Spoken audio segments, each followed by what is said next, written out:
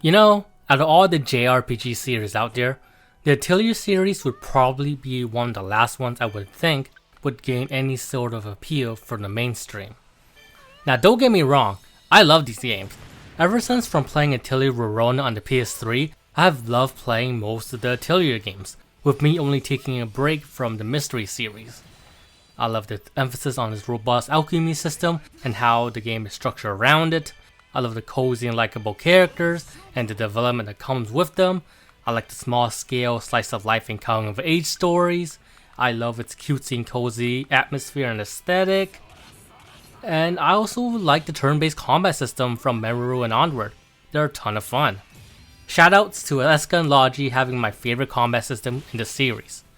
I even sort of like the time limit found in the games, even though they're phased out by now. Whenever I play an Atelier game, I know that I'm going to have a wholesome, fun, and relaxing experience, for the most part. But I can also see that the elements that I like from the series are elements that doesn't necessarily jive with most gamers. It's the reason why Atelier is so niche, so never expected the series to garner any sort of big attention. Or so I thought. Cue in Atelier Ryza. Now when this game was first announced, I wasn't expecting it to take much notice like the other Atelier games. But this game managed to do really well in attracting newcomers to the series. Did so well in fact that we're getting a direct sequel to this game, with Ryza still being the protagonist in the next game, which is quite unheard of in the series. Granted, there are Atelier games that takes place in the same universe, and are even sequels to each other technically, but it's really rare to see a character having the protagonist role more than once. So to see Ryza being put in the spotlight in the next Atelier game as the protagonist once again should speak volumes about how well received Atelier Ryza was. But after playing Atelier Ryza for myself, I can see why it would draw in as much newcomers as it has, with it perhaps being the most accessible Atelier game I have played thus far. But is accessibility the only thing the game got going for it? I would say no, since I do think it does a lot of things right. Albeit different when compared to the traditional Atelier game, but still good. Honestly, I would say this game is different enough from the other Atelier games that Atelier Ryza can be called a different type of Atelier game altogether. At least in my humble opinion, when I compare it to the Atelier games that I've played back on the PS3. But different isn't bad, so the question we should probably ask is this: is Atelier Ryza good? Well, that's what I'm here to discuss. Ladies and gentlemen, I am Peter4789 Osiris, and welcome to my video on Atelier Ryza, Ever Darkness, and the Secret Hideout.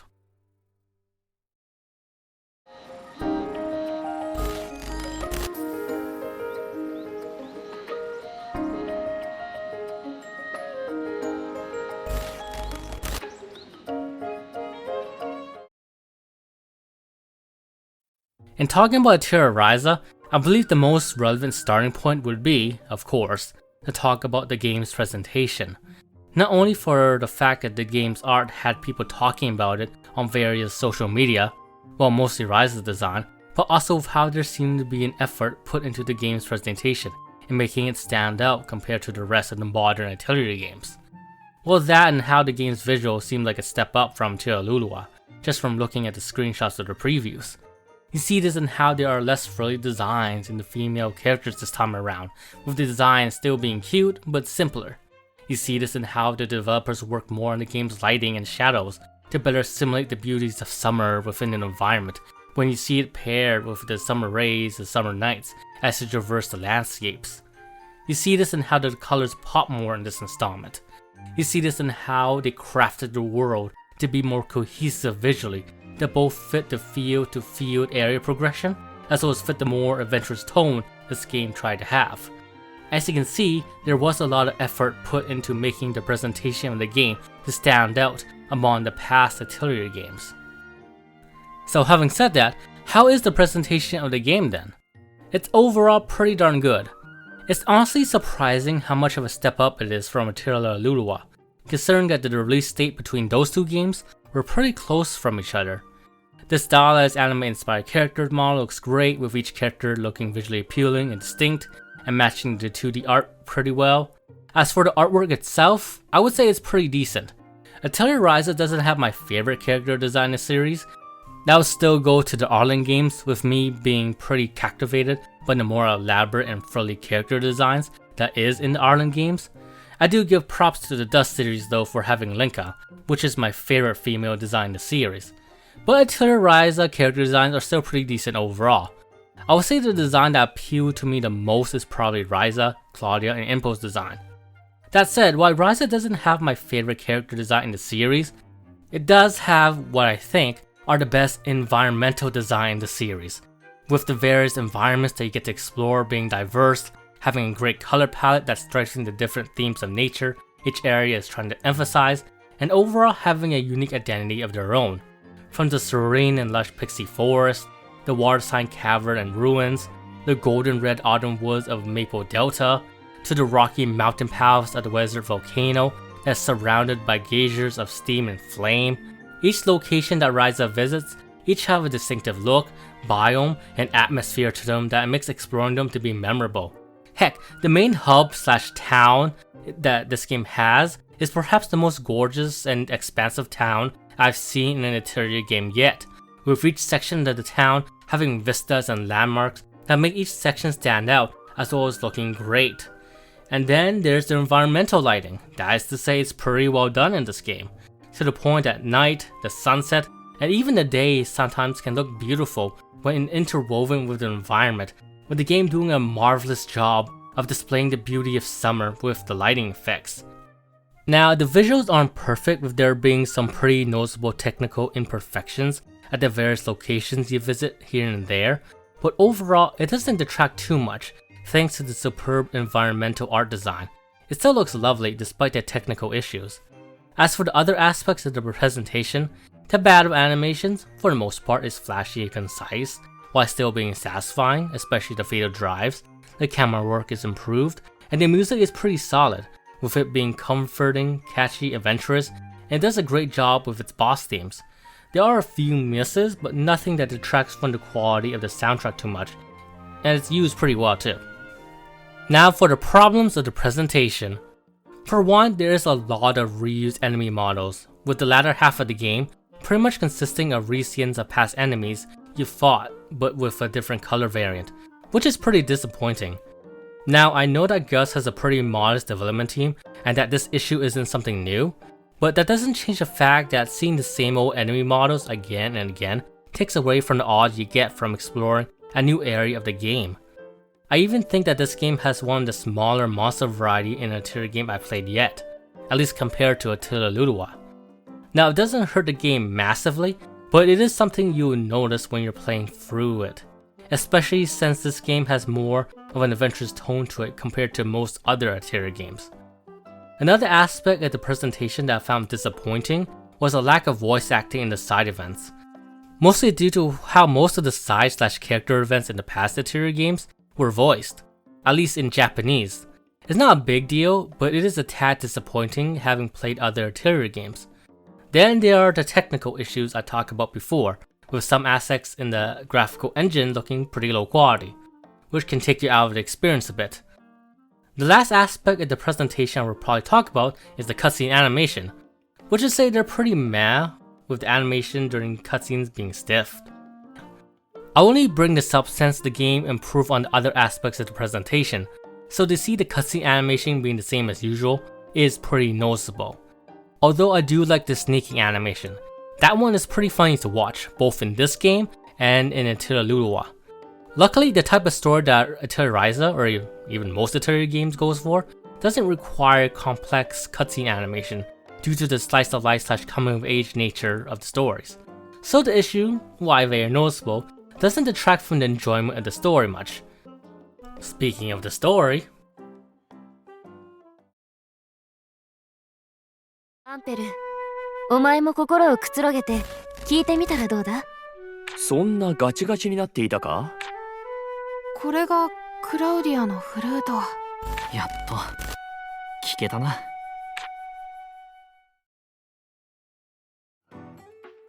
Now, talking about the story in the Atelier games is interesting, since they're usually more about character dynamics, character interactions, personal discoveries, and overall cute and cozy interactions than they are about an overlying grand plot. Not to say that Atelier games don't have a plot, they do, with the game usually doing a good enough job to set up conflict and urgency to the main plot that is still somewhat interesting to follow, as well as get our main lead to be propelled into their adventure. But the main appeal is mostly in the elements that I mentioned before, rather than the plot. It's less about intense conflicts that will change the face of the world, and more about the little, intimate and personalized interactions and struggles that you would find in a slice-of-life setting and coming-of-age story. Heck, you can make the argument that the time limits of past games strengthen the coming-of-age story that the Atelier games emphasize, with it not only giving gameplay depth and challenge, but also with it replicating the passage of time pretty well in normal gameplay, to see how far you come from the start of the game till now. It also creates a good sense of urgency. Side note, I'm also one of those players that miss time limits in the Atelier games, so my view might not align with newcomers regarding this matter. But that's besides the point. Ultimately, the small scale and more personal slice-of-life scenarios, likable characters, and the relaxing atmosphere is what make these games refreshing to play through story-wise, with there still being enough urgency in the plot that it doesn't feel like the story is meandering. At least that's how I feel from having played through the various games in the Atelier series. So does Atelier Ryza follow this pattern? I would say yes, more or less. Albeit it is more plot focused and does have the largest scale conflict out of all the Atelier games that I played, with how there's an immediate civilization destroying crisis that the group has to deal with later on, which is a tad different. But the focus is still on Ryza and her friends, of the laid back and even cute interactions they have with each other in the slice of life scenes, and of the personal journey they have. A journey filled with self-discovery, of adventure, of Ryza and her friends finding their passion amongst their wanderlust, of finding a place they can call their own, of working toward fulfilling their newfound dream and experiencing the triumphs, trials, and tribulations that comes with it, of them proving themselves to the villagers, especially improving alchemy isn't the cause of the problems the villagers have later on in the game, of them steadily discovering the secrets behind the village taboos and seeing their island in a new light, and of Ryza and her friends being able to find their purpose and drive in life at the end of said journey, or barring that, a few characters gaining some new resolve and having change. Well, mostly. So in the end, Atelier Ryza is a wholesome coming-of-age story that's intermixed with a cozy atmosphere, charming slice-of-life scenes, and a plot revolving around defeating this hive-mind invasion force that's hell-bent on devouring everything in sight when it has the opportunity to do so. One thing isn't like the other. It also has a strong emphasis on characters, with the characters themselves generally being pretty good and lovable. Most of them. Basically everyone except Tao in my honest opinion. Ryza in particular is one of the more interesting protagonists in the Atelier game that I played, due to her tomboyish nature, spunkiness, high energy, her thirst for adventure, and for perhaps being one of the more proactive and outspoken protagonists I've seen in an Atelier game, even if she does come off as rude sometimes, with it being a joy to see the interactions she has in the game, thanks to her tomboyish and outspoken personality, as well as it being interesting to see where Ryza's drive and take charge attitude take her and her friends on this adventure. Speaking of her friends, let's go over my thoughts on the other characters in the main cast. Len's pretty cool, with him perhaps being the most level-headed teen in the cast, which is surprising given his character design, while still retaining the enthusiasm someone his age would have. His goal of reaching the Devil's Tower is also a rather engaging plot point when you see how it correlates to how he wants to surpass his rather violent and drunken father in an attempt to prove to others that he is his own man, that he is solely not his father's son, and to finally be able to leave the sphere of influence and shame that he has in the village thanks to his father, of how he's the son of an accomplished mercenary that has turned into a drunk does not look favorably by the village anymore due to his wild behavior. So yeah, Len's a pretty cool character to follow. Claudia is also pretty lovable, with her being elegant, proper, and just generally being a sweet cinnamon roll, despite being pretty timid at the start of the game. She's pretty much Ryza's opposite, though that leads to some fun interactions with Ryza herself. It's also pretty nice to see Claudia get a tad more confident, to the point where she's able to openly play her music to not only her friends, but also her father, which is the person she wanted to play for the most, thanks to the significance the instrument has for both father and daughter, though she has great hesitation to do so at the start of the game, thanks to that significance. Now this aspect of her character doesn't translate well to her gameplay, since she plays the flute in combat like there's no tomorrow right when she first joins the party. But this is where we separate the gameplay from the story, at least for this part. Moving on to Impo, I have to say he is a rather interesting spin on the interior mentor role that he fills. He's knowledgeable, mature, and crafty as you would expect, but where he stands out is how he differs from the past alchemy masters, such as from Astrid and Keithgriff. Now I'll compare Impo to those two due to how their teaching styles are pretty similar to each other, and how the three are framed in the same light in each of their respective games, as being mentors that merely guide the charge in the right direction, while leaving the main characters to still figure shit on their own, as well as being the mature, cunning, and somewhat oddball adult of the group. Now what makes Impo differ from both Keithgriff and Astrid is that those two have complete confidence in their abilities and in the path that they follow, as well as not having any regrets or past demons haunting them. With you seeing the reason that they're teaching the way that they do is due to their creed or personality. I say all this since that is not the case with Impo, with you seeing his past demons affecting him throughout the story, both mentally and physically, with his arc revolving around him being able to overcome those past demons with help from Ryza and Lilia. The fact that he has a character arc as a mentor character does make him stand out in a positive light to me, with him still being a pretty decent character in the end. As for Lilia, and I'm not sure that's how you pronounce her name, if it's not, I apologize, but I digress. There's not much to talk about her. She's namely your typical kudere, with her being mysterious, not showing much emotion, though still caring a lot for the individuals she deems as friends, as well as speaking curtly, so your mileage may vary if you like her. As for me, I generally like the kudere archetype, so she doesn't bother me too much. I would even say that Lilia being a kudere adds a lot to the veteran and badass warrior aesthetic she has, due to how the more cold traits of the archetype give her this more composed and experienced feel to her character. I also think Lilia is pretty sweet when you do see her providing emotional support to her friends and giving advice, so as a character I still like her. Her fighting style is also badass as shit, with her fatal drive being cool as all hell. Then we get to Tao. Tao is just dull, at least to me. He's pretty much your standard timid and scared bookworm, with him only being relevant when the plot needs him to decipher something or use the knowledge he got from his family ancient text to think up of a plan. Albeit the latter is at the ending parts of the game. His character arc is also pretty typical, with him getting more confidence in himself as you see how the knowledge he deciphered from his family ancient text bore fruit. This endeavor in turns allow him to both grow as a person, as well as showing him what path he wanted to take in his life. So yeah, he's pretty typical. He's not an awful character, but I do find him pretty forgettable until the plot needs him in the story. Well, so far, Atelier Ryza has been pretty good in delivering the core story elements that makes an Atelier game enjoyable, and it manages to execute them pretty well. With that said, there are quite a few stark differences in how Atelier Ryza executes certain story elements that make it stand out in comparison to the other Atelier games, for better or worse. Mostly in regards to how the game handles character dynamics, side quests, the Save the War/Felucia plot, and how the linear story progression affects pacing and the game overall. Firstly, how the game handles character dynamics is a tad different from the other Atelier games, like I said. The reason I say this is because there are no character events or even character specific endings in Atelier Ryza. There are still optional cutscenes involving characters, it's just that those are entirely one-off scenes. You no longer have these optional sprawling chain of events that shows you the storyline of a single party member. Storylines, mind you, that usually play independently of the main plot.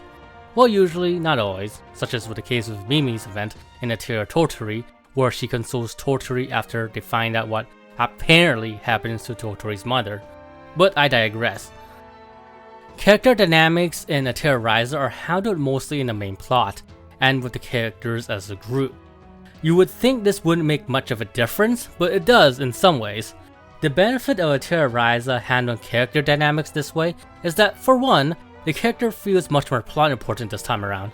Secondly, and more importantly, there's also much more of a group dynamic this time around, with you seeing different party members interacting and forming strong relationships with each other in the main plot. You see this in how Lila and Lent develops this sort of teacher-student relationship. You see this in how Ryza and Impo form a similar relationship, and how Impo involvement even helps Tao. You see this in how Claudia forms a fast friendship with Ryza, Tao, and Lent, with you seeing her interacting with the three throughout the game.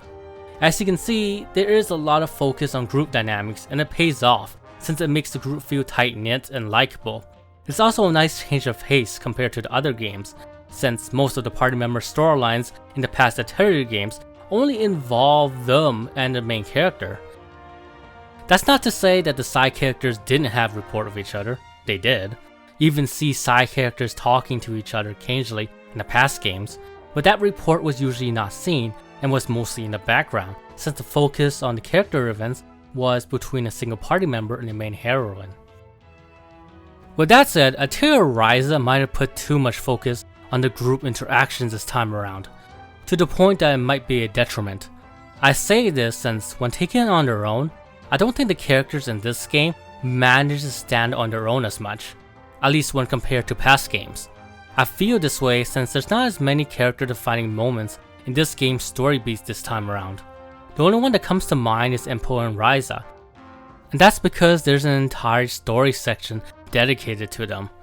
And that's probably the problem right there, that the game pretty much put our characters in group situations, with there being barely any moments where a singular character shine, exception of course being Impo, Ryza, and possibly Claudia too, when she talks to her father near the end of the game.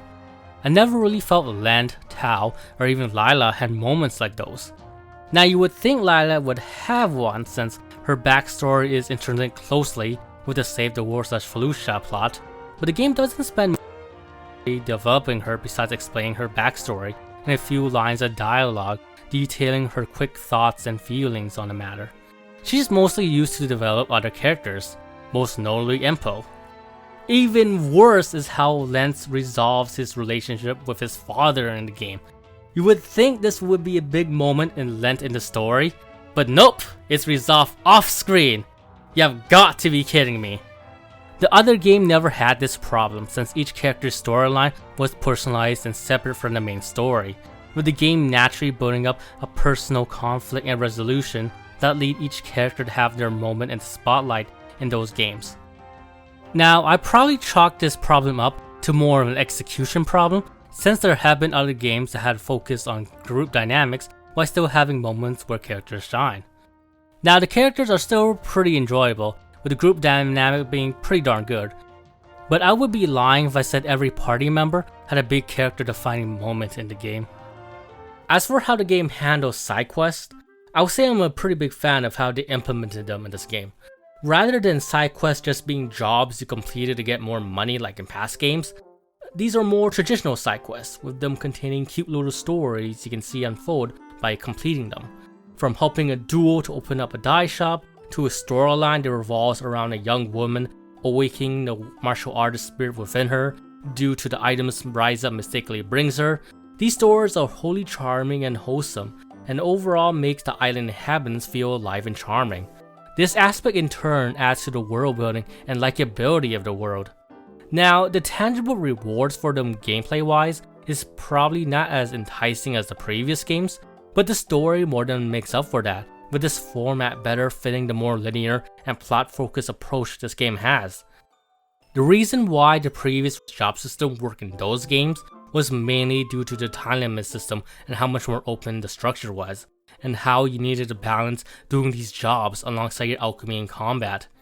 Especially since doing those jobs was one of the few ways you can earn a decent amount of cash reliably and promptly within a time limit, alongside accomplishing other game mechanics.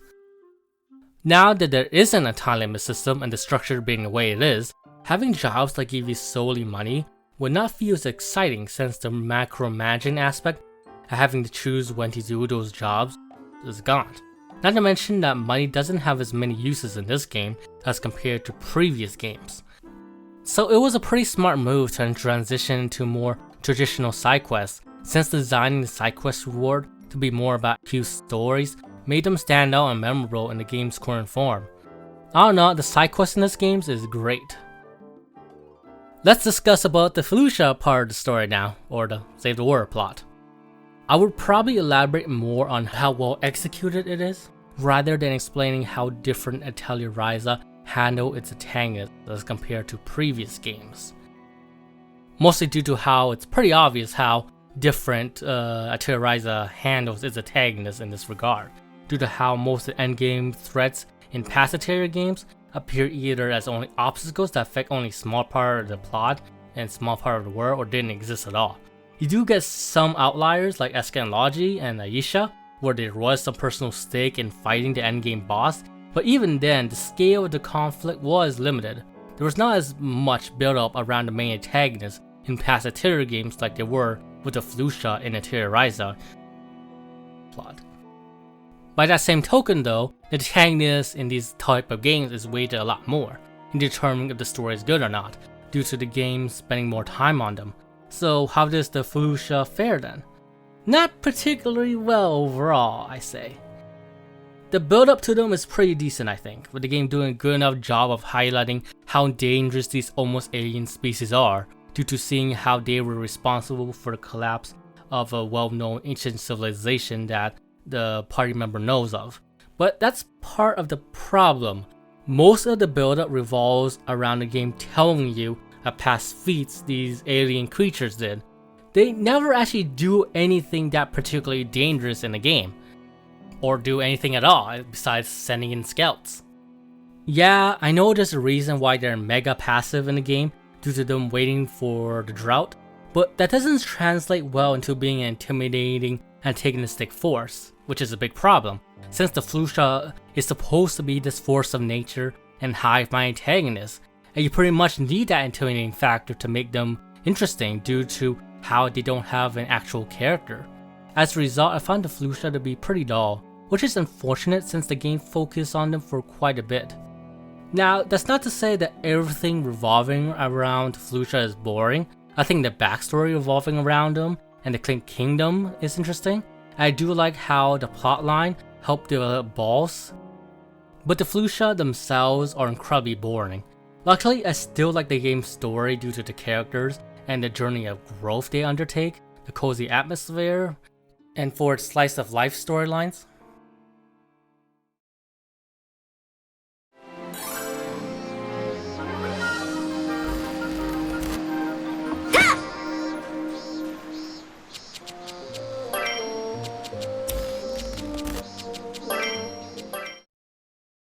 Let's now move on to talking about this game's more linear structure.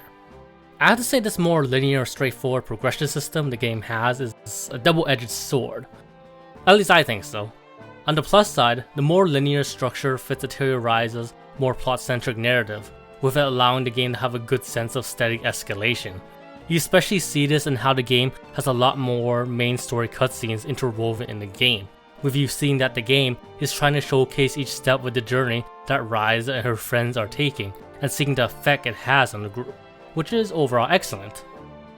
Secondly, the game's more linear structure also allows a brisker pace with story events, with you being able to progress through one story event to the next relatively quickly, which overall gives the story a good flow. Albeit if you're not that big a fan of slice of life scenes, you might not like the content of the story, at least for the first half, but the general pacing is still good, with the story going from plot point to plot point at a respectable pace, with it feeling not too fast so that the plot and character development will stick with you, and not too slow as to drag the experience. The brisk pace is probably thanks to both how much more plot focused Atelier Ryza is, as well as how much more straightforward and localized the story progression tasks are. Heck, the game pretty much tells you what you have to do step by step. I would even say the game is perhaps too linear, which is why I said that the structure is a double-edged sword. Now, don't get me wrong, Atelier Ryza isn't at the level of Final Fantasy XIII in regards to linearity. There are still side quests to partake in from start to finish, optional recipes to learn to make, optional mini-bosses and even bosses to fight, and optional materials to find either in the wild or from merchants. The changes to the gathering and magic tool system, as well as the vast fields that are interlaced with side paths and side areas, also makes exploration a lot of fun, especially when those side areas have rare materials you haven't seen yet. It's just the way how you progress forward in the story that is strangely linear and straightforward, especially when compared to the Arlen and Dusk games. It's to the point that area progression in the game is pretty much tied to story progression, which can feel pretty restrictive in this game, since it takes quite a while for the game to introduce new areas in the story, at least at mid-game, at least to me. Now this doesn't destroy the game, but it does put a damper on things and makes a particular part of the game to feel uneventful. Yeah, especially to put the damper if you compare it to Arlen and Dusk games. Now I say all this since the other Atelier games are pretty different from this, at least the ones I played, with some of the other Atelier games having a more open-ended structure. The games giving a more overarching goal, with players given a variety of tools and freedom to achieve that goal. Like in Atelier Tutorial Memoru, with there being multiple ways and options to earn adventure and development points. And if not that, it would at least require you to explore the game's world and its alchemy and combat system, so you would not only know what you would have to do to reach said objective, but also do it within the time limit. Heck, even in Atelier Rona's assignment system, where it told you what item you needed for story progression, you would still need to find the recipes for said item past chapter 1, as well as find out what the materials for a side item is. Speaking of that, the games also had a world map system that has branching paths and side areas. So yeah, there's always this sense of non-linearity in the story progression that made the games a ton of fun to play through. With that said, there's a caveat to having stories that accommodate this type of non-linear story though, and it's that the main story cutscenes were usually pretty sparse. And that's not to mention that progression could also feel daunting, since the path to progress the story wasn't always clear-cut due to the non-linear structure and generalized goals, especially considering that the past Atelier games had multiple endings, with each having a different requirement. All this under the gun of a time limit system too. A lenient time limit system, usually, but a time limit system all the same. So it's perfectly understandable why some people wouldn't like the structure from the Atelier Dusk and Arlen games. As for me though, I can't deny that I love it. The sense of non-linearity, the feeling of growth you get from seeing how far you've come in the time limit system and comparing yourself to when you first started, and the satisfaction you get from accomplishing your long-sought goal in this non-linear format. It's all great stuff, with it being able to convey the coming-of-age stories that Atelier games usually emphasize in the gameplay. Now the reason why I'm highlighting the differences between the structures between the Arlen / Dusk games and this game is to mostly give you guys the perspective of how different Ryza is, as well as get you to understand where I'm coming from when I say I might prefer the structure of the Arlen / Dusk games compared to this game.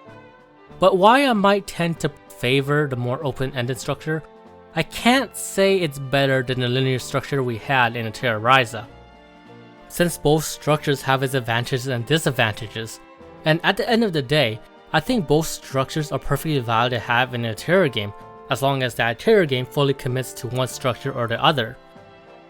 Luckily, Atelier Ryza fully commits to its more linear structure, and as a result, it managed to reap the benefits that structure provides, such as having a more involved plot, having the cast of characters feel more interconnected with each other, having more involved story-based side quests that contribute to the world building, etc. These are all elements that make Atelier Ryza stand out compared to the PlayStation 3 Atelier games, and they're well done. Now I can't say much of the PlayStation 4 Atelier games, since I never played them, outside of Atelier Lilua, so I will refrain from making comparison to those games. But yeah, I think that's all on structure. Moving on. 大事に使わせてもらおう。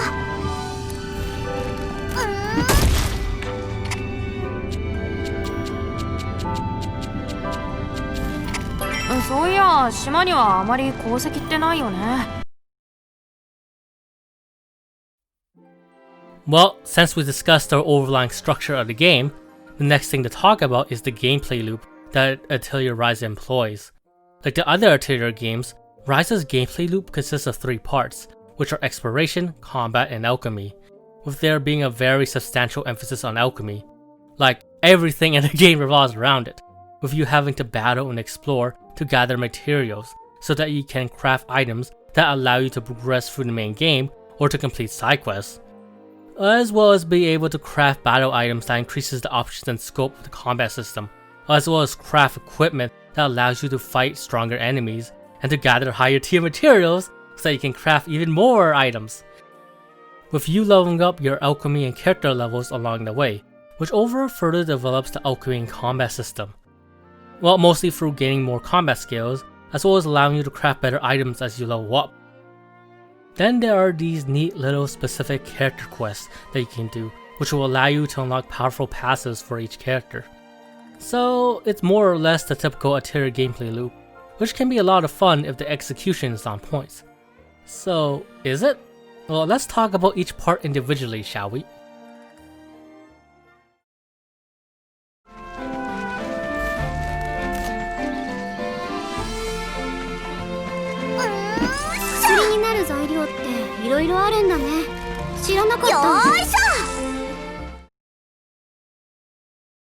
Firstly, the exploration. Now, you wouldn't think it based on the first hours of the game, but the exploration in Atelier Ryza is pretty different from the past games in some regards that make it stand out, though with it still being pretty good. So what makes the exploration in this game noteworthy, since on the surface, it seems pretty typical stuff you find in an Atelier game, with you mostly wandering around the fields, finding various gathering points, and then just pressing X at the gathering point to gather said material, with the game having you to explore a variety of locations so that you can expand the type of items you can create and improve through alchemy. That stuff sounds pretty typical Atelier, which to be fair, was pretty fun and meaningful to do in most of the past games. Heck, you would think the gameplay revolving around exploration would be weaker in this game, since area progression is wholly linear. Part of the fun in the past games, or at least for me, was to go out and explore this more open world map we had, and unlock the optional areas that house these rare and never before seen materials that you would use to either improve on current recipes or to create new recipes and items. So now that the more non-linear structure is pretty much gone and area progression is wholly linear, how does Atelier Ryza manage to make exploration to be as engaging as the past games?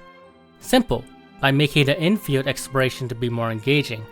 The game does this by having field designs that are both bigger in scale and more intricate, via having side areas that are rich in materials that are hard to get, or just in general having new materials and mini-bosses in those areas, with those side areas either being off the beaten path or blocked off until you have a particular tool. All these factors in turn both makes exploration fun, as well as give you an incentive to explore and even go back to old areas down the road when you have a new tool. But the second and probably more significant factor that makes the infield exploration to be more engaging is this game's implementation of the magic tool system and how those magic tools changes how you gather certain materials, mostly with how you can get different materials from a gathering point by using a variety of magic tools, such as how gathering from a plant gathering point will normally net you medicinal herbs if you gather them by using your staff, but if you use the hammer, you will get plant essence, which is this unique liquid that you can only get by using the hammer on those type of gathering points. And if you use a bug net on it, you'll collect, well, bugs. And if you burn it, you get ashes that you can use in the synthesis. So yeah, stuff like that. As a result, the process of gathering in the field is a lot more engaging and interesting now, due to how it's no longer straightforward to gather, with you having to use the various tools and options that you have on your disposal to find the missing ingredient that you need. And when you do find the missing material that you long sought after by using the right tools at the right gathering spot, it's incredibly satisfying, at least it was for me. The feeling of discovery in this game is just great thanks to this change in the magic tool system.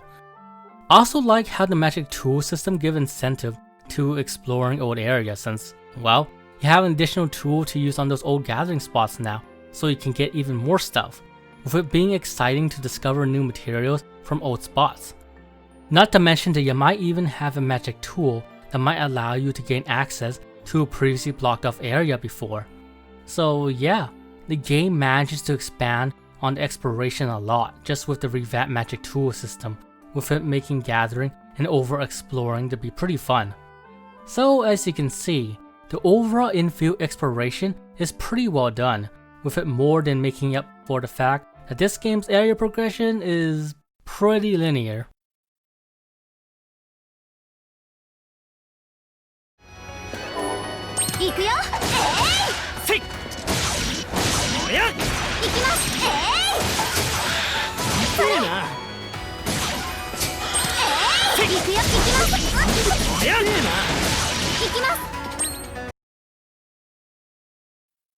Now let's get to the combat system, which is also pretty different from the usual Atelier combat system, with it being akin to the active time combat systems found in other RPGs, in regards to how it introduces real-time elements.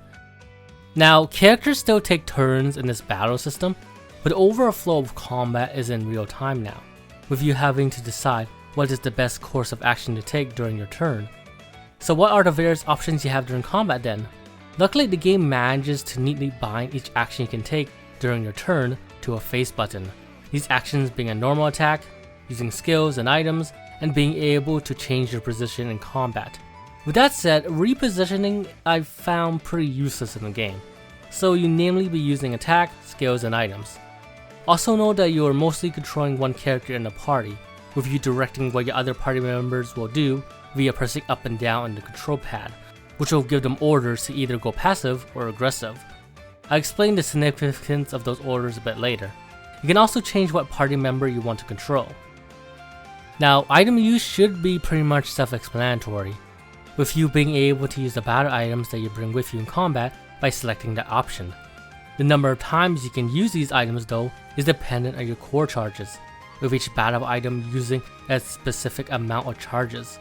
These core charges also last through multiple battles and on the field, with it replenishing when you either go back to the Atelier or by converting an item to core charges, with that item temporarily being unusable until you go back to the Atelier. Which you can do so both outside of battle via the menu or during battle by holding square for a few seconds on the item you want to convert.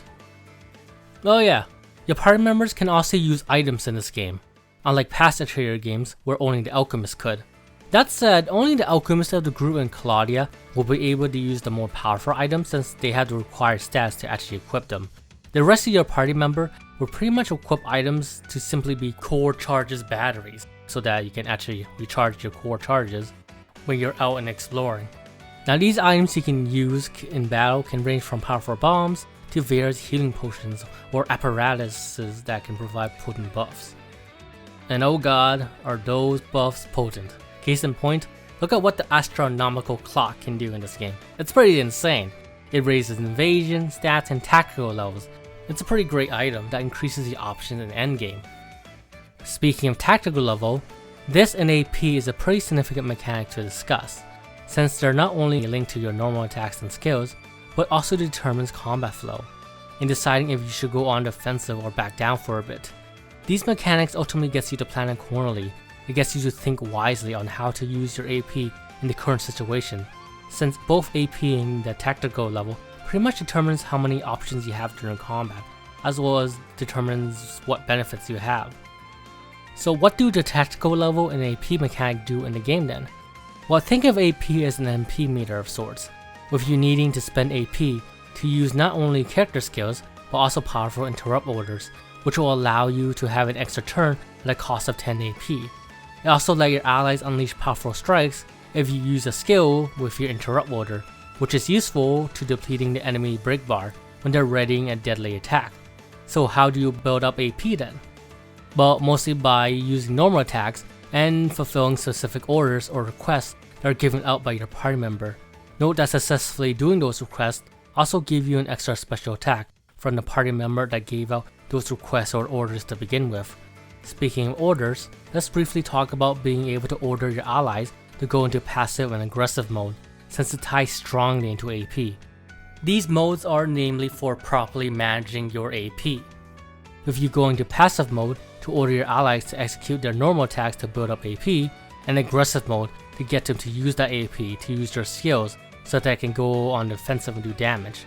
With it pretty much being vital to learn how to manage your AP well, since if you have 0 AP during a crucial part of the battle, you're SOL.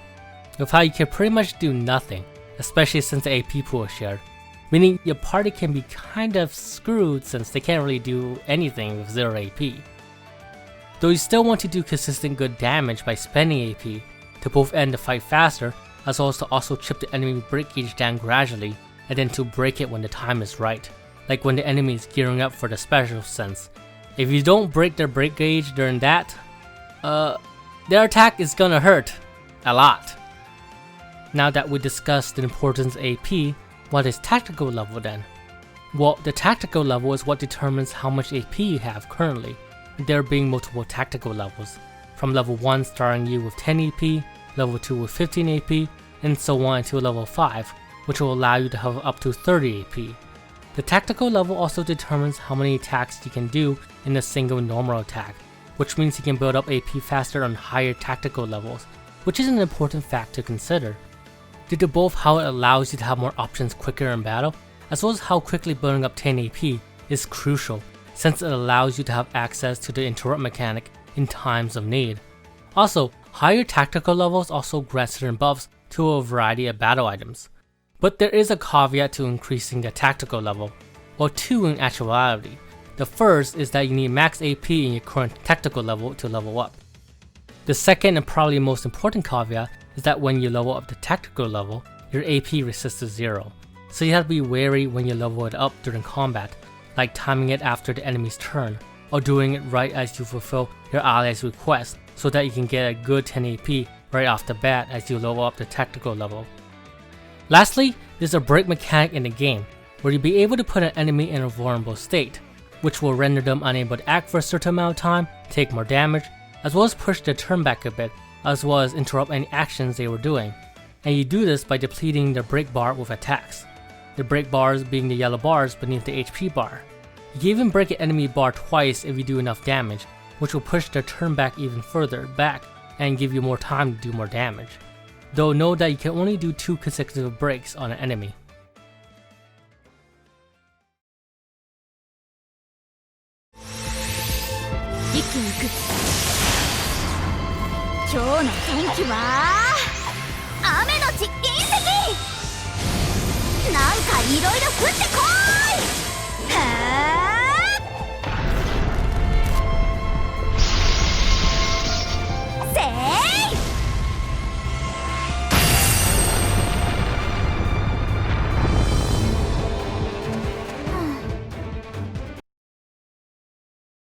Now that I explained how combat works, let's go over my thoughts.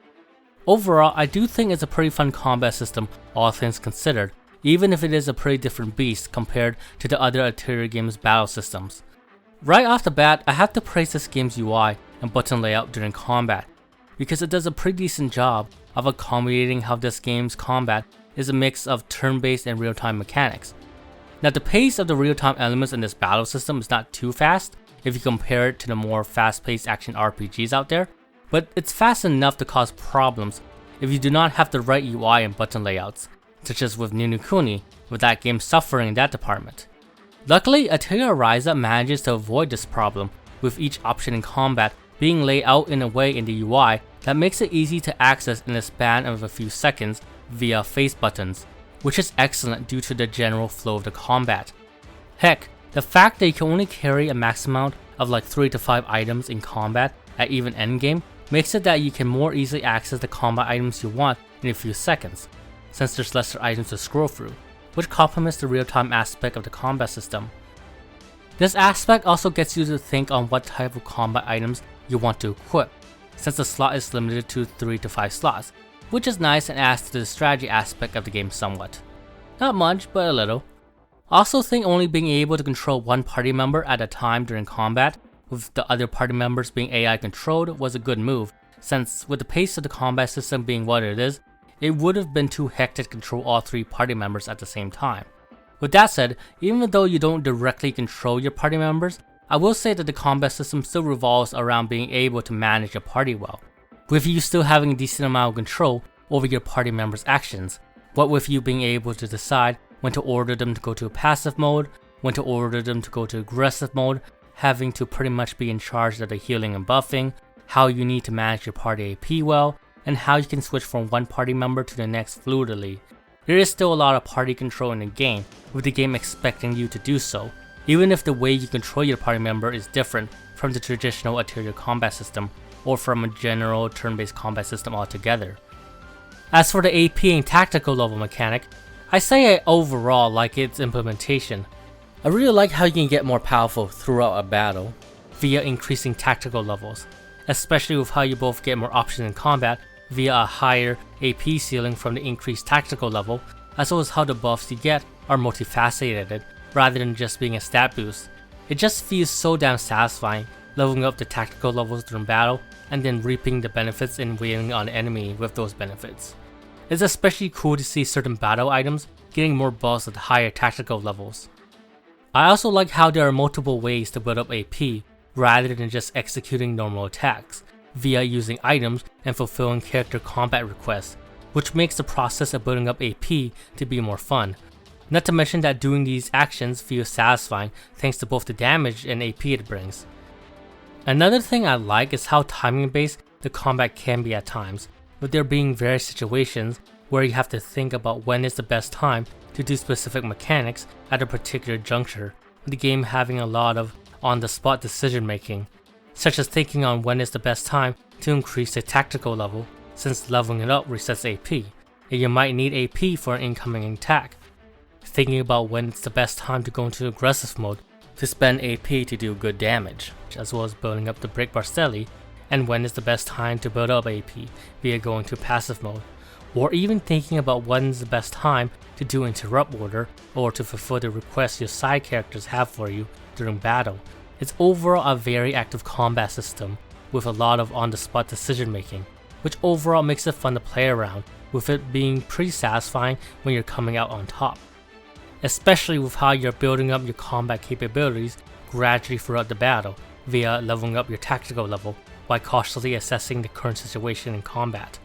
Another mechanic I say I like is probably the break mechanic, and how enemy super moves are tied to the mechanic. For one, it feels pretty badass to put an enemy in break status. To see that enemy in a state where they're unable to act for a time and take more damage is so damn satisfying, especially if that enemy is gearing up for their super move and you manage to interrupt them. Double awesome points if you're able to do a double break on them and then do a fatal drive to finish them off. For 2, I like how these mechanics in conjunction with each other further incentivizes players to go on the offensive for the prospect of interrupting a big attack, as well as setting up an opportunity to deal big damage to an enemy, since this encourages players to use their combat items more and to more frequently use aggressive mode. Thirdly, I like how you still have to think about when you need to put an enemy in break status, since if you do it too early, you might have screwed yourself with you not being able to put an enemy in break status again when they're casting their special. So it's nice that you still have to put thought on when to put an enemy in break status. Well, that's what I like about the combat system. Well, of course, there are parts of the combat that I either don't like or think is a bit clunky. The first point of contention is probably the CC system. Now, this isn't what you probably think it is. I don't mind there being limited charges to overall item usage, with you only refilling the charges by either stacking an item temporarily or going back to the Atelier to recharge your item charges. I think that part's fine since just stacking one item will fully recharge CC, as well as how you can temporarily discard items your backline character got equipped. That, and it's pretty clear some characters' only purpose to having combat item equipped is to be CC charges, such as with Lent and Laia. It also helps that you can increase the CC charge you have by obtaining core crystals. Heck, I even sort of like how in a prolonged battle, you have to choose which combat item you have to sacrifice so that you can keep using items. I think that's an interesting choice to have in combat, with it getting you to weigh your options more and to think more strategically in some ways. What I do have a problem with though, is the way you convert the item to CC during combat. Which is to say you have to hold the square button for a few seconds, then you have to choose what to do after, with the game still leaving you in the item menu after the convert. It just feels overall pretty clunky, especially with how long you have to hold the square button for, given the speed of the combat. Not only that, but just leaving you in the item menu, which gets you to scramble back to go back to the main menu, and then deciding what action you want to do, adds to the clunkiness I feel.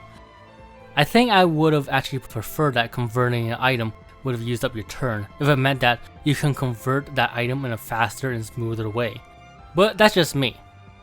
The second problem I have with the combat system is probably the battle request system, i.e. the order system you get from your allies. Now, I'm mostly a fan of the request mechanic, I like how it encourages you to pay attention to your allies and how it rewards you for it via the extra AP and the special attack. Its over-inclusion allows some more micromanaging and options in the overall combat, which makes this combat system feel very active, which is one of the qualities I like in this battle system. What I take issue with is what your party member asks you to do in order to fulfill those requests. Now, this problem only arises where you're in control of Ryza and Impo, the alchemists of the party, but seeing how Ryza is the main character and the default character you'll be controlling, I think it's fair to bring this criticism up. That is to say that your party members will sometimes ask Ryza or Impo to do things that require an item that you might not have, like at all, which can be pretty frustrating. Lastly, I do think there should be a buffer time in between enemy specials. I say this because after you interrupt an enemy special by putting them in a break status and then pummeling them, they sometimes can do the special right away if they survive and recover, which can be extremely frustrating as you can't do anything to stop them because you're already spending resources pummeling them when they went to the break status for the first time. So you have to take the hit, which can be devastating and a bummer. Now, as for my thoughts on this combat system and how it stacks up to the other tier games, well, for the most part, I think it's fine. It's not my favorite combat system in the series, and I do like the assist system of the Dust games and Member better than the request mechanic, at least in regards to having a mechanic that revolves around your allies helping you on your turn and giving you more battle options. I just think that the assist system was a much more interesting mechanic to use on those games, and that it offered more freedom and options with how it was executed in those combat systems. But I do think that the battle system of this game is still a lot of fun. I like the frantic pace of the combat, I like the feeling of progression you get from leveling up the tactical level and seeing how both your attack and items get stronger, as well as how you have to think on when is the best time in combat to level up that tactical level. I like how satisfying it is to break an enemy break bar, then wailing on that enemy for massive damage, and how you can extend that break window with a good understanding of the combat system. Each character also had a good amount of skills that both set them apart and make them fun to use. And I overall do find there's a good amount of variety of battle items in this Atelier game that still makes item use interesting and fun. Not to mention that there's a good progression curve into the combat system in regards to the equipment system, as well as battle items, with you definitely feeling stronger each time you upgrade your gear and equipment throughout the game, which is pretty satisfying as it should be, especially since you're crafting your own upgrades yourself with this game's robust alchemy system with the materials you gather yourself. So overall, I like the combat system.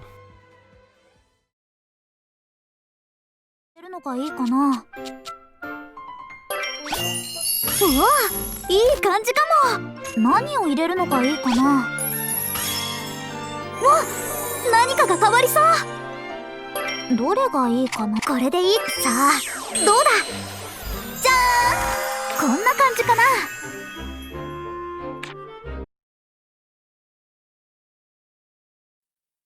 I guess the last thing to talk about is the alchemy system.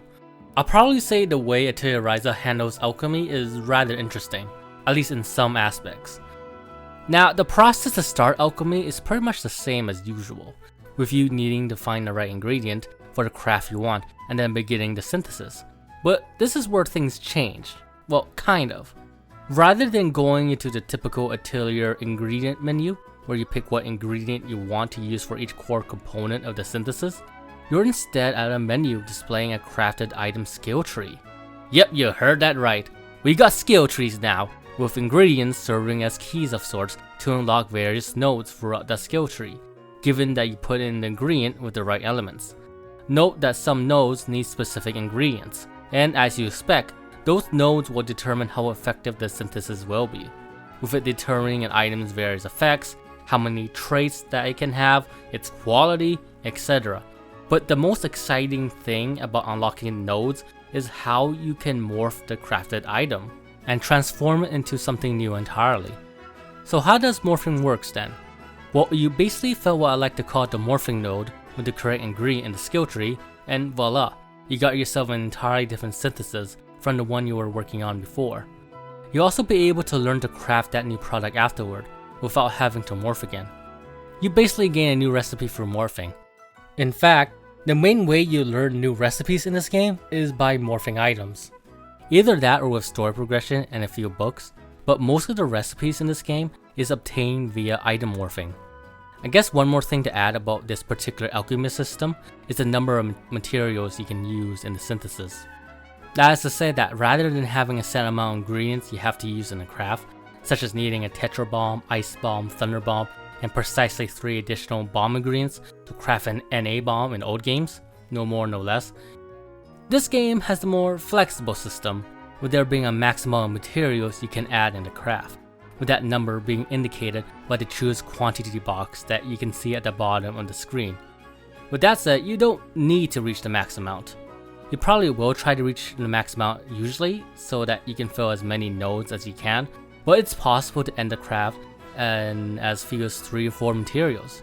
And it's in fact pretty nice to have that option to be able to complete the craft as quickly as possible and to not use as many materials. Lastly, 2 gameplay systems supplement the alchemy system. One is the typical replicating system you find in the usual Atelier games, though rather than paying with money, you use crystals, which you get mostly by converting materials. The other is the item rebuild system, which allows you to further improve on your completed craft, with it allowing you to go back to the item skill tree and fill any nodes you previously couldn't when you first made that item. The rebuild system also uses crystals as its currency, with the amount of crystals needed to improve an item increasing substantially every time you use it to improve a specific item. And by substantial, I mean substantial. The rebuild mechanic can burn through your crystal supply like it's nothing when you upgrade an item enough times with the system. Do note that for every additional ingredient you add, the alchemy level of the item increases, and if it reaches your current alchemy level, you won't be able to improve on it until you level that up.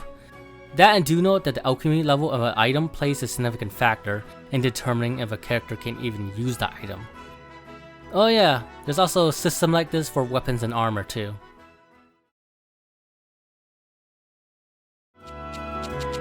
どこに何を入れるのがいいかな。いいものできそうな予感。さあ何を入れよう。おおいい感じ。さあ何を入れよう。おおいい感じかも。さあ。 So that's more or less the alchemy system. Overall, I say alchemy is pretty good, and I would say that I enjoyed my time with it. There are several aspects to it that I adored. Firstly, I do like the synthesis process of the alchemy system. The process of having to fill up nodes by putting in the correct material and unlocking that node's effect, how multiple branches open up in the skill tree as you unlock several nodes, of how you have to decide what type of nodes you want to prioritize in the synthesis, since there's a limit of how many ingredients you can put in the initial synthesis. I think that entire synthesis process was extremely fun, with being satisfying to gradually develop your craft by filling up several nodes that are in the skill tree and then seeing how effective it becomes at the end. It's akin to the feeling you get when you unlock abilities and skills in a good RPG with a skill tree, which is great. I also do think that there's enough choice in the synthesis process that makes crafting feel engaging, as well as make it feel like you are making your own personal items with the alchemy system. This is simply not a straight trick one and done alchemy system that is found in most games. There is still a myriad of choice making to be had in this system, like with the other Atelier games, in terms of how you have to pick what material you want to put in the synthesis, and weighing that material, elemental values, quality and traits, as well as having to prioritize what node you even want to unlock during the initial synthesis process. Stuff like that makes the crafting and alchemy system to be engaging and satisfying due to how much freedom and choice you have and how that choice can dramatically change the effectiveness of the item. It's this element that made the alchemy and the other Atelier games to be fun as well, and it's good that Atelier Ryza still manages to retain this element. Well, more or less. Secondly, I dig the morphing mechanic as a primary way to learn new recipes in the game. It's such a fresh way to learn recipes in the series, with it doing a great job of conceptualizing through the gameplay how Ryza is steadily growing as an alchemist throughout the game. I also love the sense of discovery and satisfaction you get when you are discovering new recipes through the morphing mechanic. It just feels great due to how it's up to your exploration of the alchemy system to find new recipes in the game, rather than just buying an alchemy book from the stores, which work fine in the grand scheme of things, but the way Ryza does it feels a lot more exciting. Lastly, the morphing mechanic also helps with the exploration part of the game somewhat, due to how it can make finding new materials to be even more compelling, mostly because those new materials that you found might be an ingredient you need to morph this item you've been eyeing, which then gets you excited to see what this new mysterious morph craft will turn out. The mechanic overall brings this sense of anticipation that makes exploration feel more exciting. I also like how there are some gameplay reasons to use the morphing mechanic still, even if you already morphed that item before, thanks to how that morph item can have a wider range of traits to choose from, lower alchemy level, and other benefits rather than just regularly synthesizing that same item and cutting out the morphing method. The offside though is that morphing will use a lot more materials. That and it's much more time consuming. But I like that there are pros and cons to the morphing system, and how there are situations where you want to synthesize that item normally, and how there are situations you might want to use the morphing method to get that same item, but with bonuses at the cost of more materials. So yeah, pretty big fan of the mechanic. Then there's the rebuild mechanic, which I'm pretty mixed on. For one, I think it's pretty cool to have an item enhancing system in an Atelier game, especially with how item focused the Atelier games usually are. And as a mechanic itself, I think it works pretty well, especially to newcomers to the series. With that said, I do think it undermines some of the usefulness of morphing, which I don't like. Most notably with how one of the advantages to morphing was that it allows you to put in more ingredients in a general synthesis. Well, more than the usual amount if you do it right. But that point is kinda moot, since with the rebuild mechanic, you can easily add a bunch of materials later on anyway, so one of the pros to morphing loses its impact, albeit at the cost of a higher alchemy level and a truckload of gems. So it's a meta mechanic to me. It doesn't help that the rebuild mechanic can make the initial synthesis process to feel somewhat less fulfilling, with how you can easily use rebuild to fix a good number of mistakes you make, i.e. using rebuild to add materials later on to fill any nodes you might have missed. Albeit you're still encouraged to plan around the initial synthesis process due to how the number of gems needed and the alchemy level increases exponentially the more you use rebuild, with there still being a perceived limit to how many times you can use it via your own alchemy level. But I think the mechanics is still too strong in this game. What I will say is this: the rebuild mechanic doesn't trivializes the initial synthesis process, but it does kinda cheapens it due to how you can easily fix any mistakes you made with the rebuild mechanic pretty easily enough. Now, I will admit that I do like the feeling of satisfaction you get from further strengthening your item for the use of rebuild, but I still frankly don't like how the mechanic kinda takes away from the intricacies of the alchemy system, so I'm extremely conflicted about this mechanic. Ultimately, I probably say I'm not a fan of this mechanic personally, but I will say that this mechanic has its place in this game, if only for the newcomers.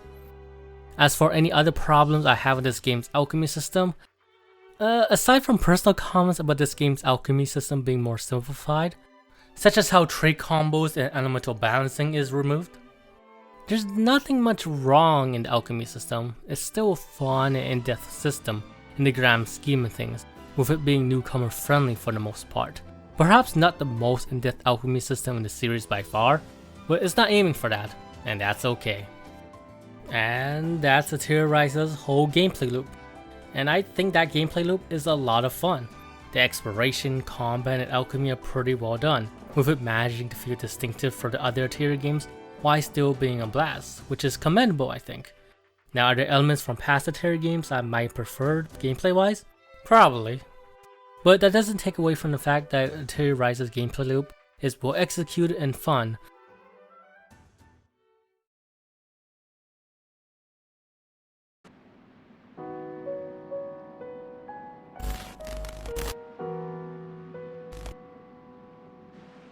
空間島っていうなんてことない島のラーゼンボーデンっていうなんてことない村。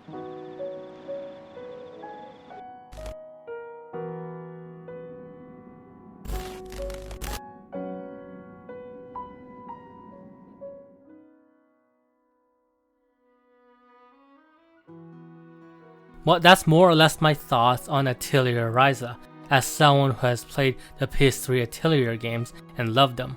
In the end, Atelier Ryza is a pretty darn good game, I feel. It has charming visuals and atmosphere, good characters, an addictively fun gameplay loop, delightful music, and it still has all the core Atelier elements that fans love. It just also have elements that make it pretty distinctive from the other Atelier games, which I think again is commendable and even make it stand out and even newcomer friendly. Heck, I think some of these new elements are really cool and enhances the typical Atelier experience, such as with item morphing and the changes made to the magic tool system, for example, which I have to emphasize again are really cool additions to the game. Now, are there problems to the game? Yeah, such as with the reused enemy models, the Felicia feeling pretty lame, item comfort during battle feeling clunky, and so on, but I can't deny that I had a blast with Atelier Ryza. Yeah, Atelier Ryza is definitely pretty different from the usual Atelier games, but different isn't bad, and to Ryza's credit, the game does a great job of executing its new elements in a way that not only make Ryza unique, but also make Ryza an engaging and complete experience still. Not to mention that Ryza still contains enough old elements that it's still recognizable as an Atelier game. It's just a different type of Atelier game. Now, do I prefer the older Atelier style found in the PS3 era? Probably, yeah. But I can't deny that the new style found in Atelier Ryza is still a lot of fun in its own ways, at least with how Ryza executed it. And ultimately, I had a lot of fun with this game. It's definitely a pretty good game, and I for one can't wait till Ryza 2 comes out.